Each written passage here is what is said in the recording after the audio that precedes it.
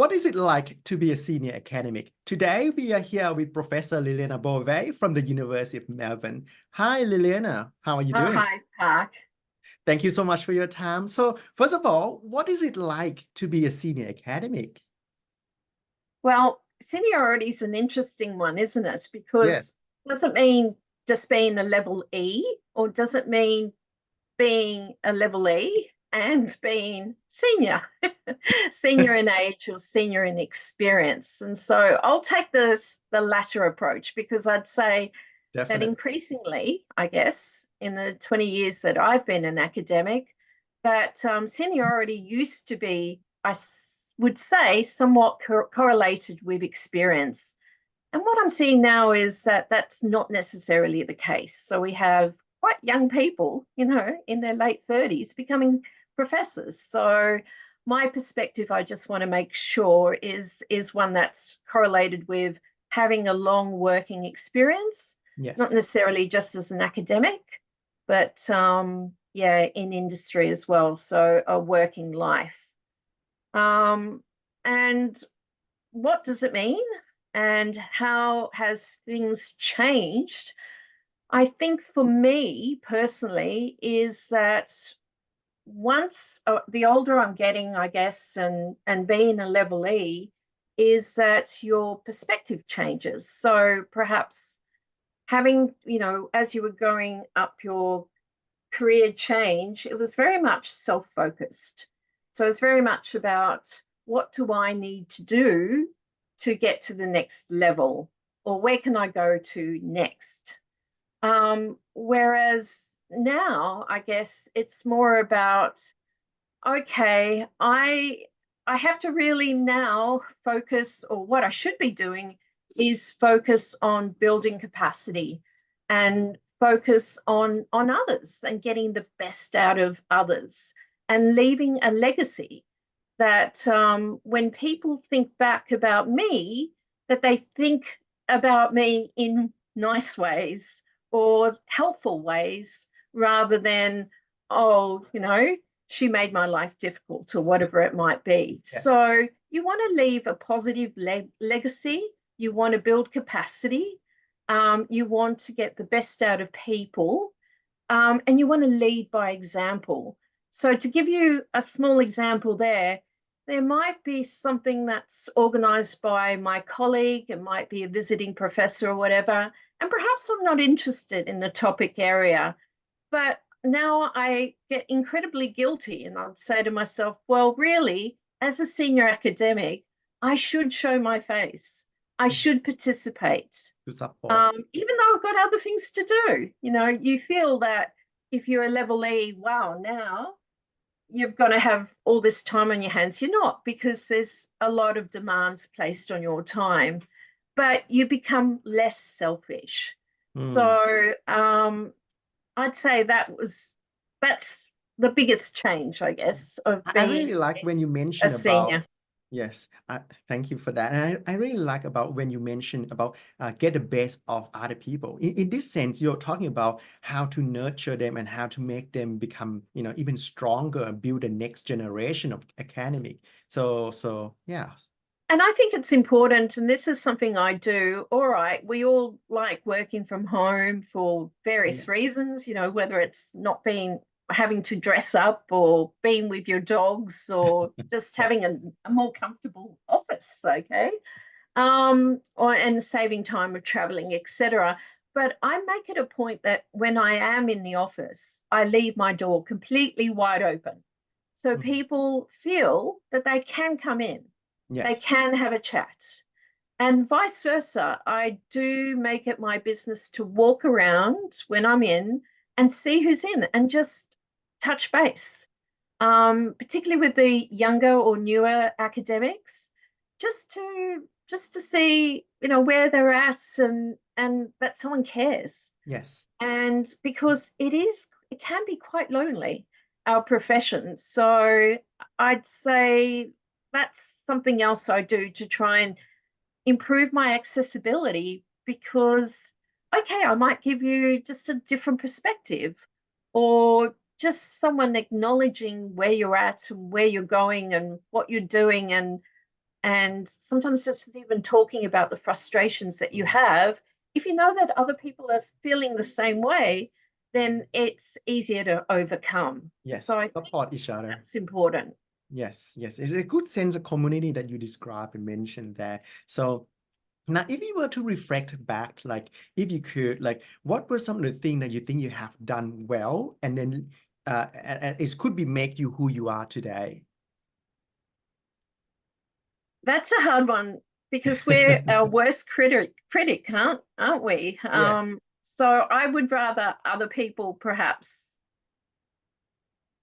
give that response rather than me, because I always feel I could do better. And so oh, um, one thing I can mention first is that what I really like about you is, I met you 10 years ago at a conference and Smack. I see how you give comment, and then there were times that you gave comments to my colleague, and I can feel that your comment is actually truthful in a good way that is aimed to help to develop the people, well, I'd and then hope so. suggestion Like and all that. it can be a bit harsh, and maybe people would rather not get But that's what a I conference would is see as for. Yes, yes, honest assessment. So perhaps some people are a bit more diplomatic than I am. yes, yes, But my intentions are from a good place. They're not to hurt. They're more in terms of, you know what, this isn't, don't waste your time with this, exactly. have you, this is missing, this is I just perhaps just say it as it is. And perhaps with age, I just have to be a little bit more sensitive, or try and improve on my sensitivity on how I deliver that message. So Yes. again, opportunities to improve. I won't say I'm very good at that sometimes, I'm sure. Yes, yes. I'm showing that you're doing very well and all that. So, if you were to reflect back, do you think attending conferences or go to do, events like this, do you think is it help you with your career? Oh, we live in Australia. Australia is so far away. So we don't have the opportunities that some of the other researchers have that are based in the US, or the UK, or Europe for that matter. And sometimes I do get frustrated because there might be seminars or international events that the timing is just so bad if we were to participate here from down under. So, it might be that I have to deliver a workshop at midnight or 2 a.m., or even participate in one.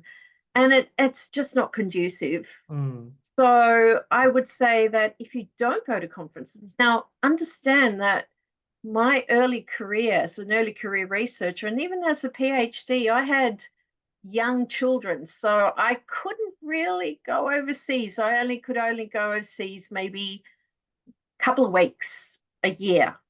So, and that's why it's so critical that when you do that, you give a presentation, that you meet and connect and you have fun as well, because um, your academic friends, you can have a lot of fun with your academic friends. And I still have great friendships that I feel, even if one day I retire, that I will still be connected with these individuals overseas, and we will be able to maintain our yeah, friendships. So friendship. it's not just work that's connecting us. Perfect. Yeah. Perfect. Last questions. So, you're still young, in my opinion, but let's Oh, say you're if nice. if you were to give a suggestion to your younger self, say Mm, Liliana who just started your career back then, what will mm. be that one or two suggestion you like to give it to younger self?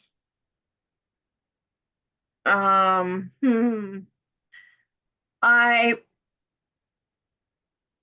Sometimes I think I probably did myself disservice by not being focused on my own goals. So I was probably a little bit too passionate about my group, which is distractive, and perhaps didn't capitalize on the support that was available for early career researchers. But in saying that, you've got to understand that there's a lot more support now than there was Yes. when I started out. In fact, if anything, early career researchers probably had a harder time because they had a huge teaching load, which they would have to scale back by supervision or by other sort of tasks. So maybe if I wasn't concerned about the big picture in terms of, I always got involved in where marketing was going or the discipline of marketing itself, and having to fight for resources for the marketing group.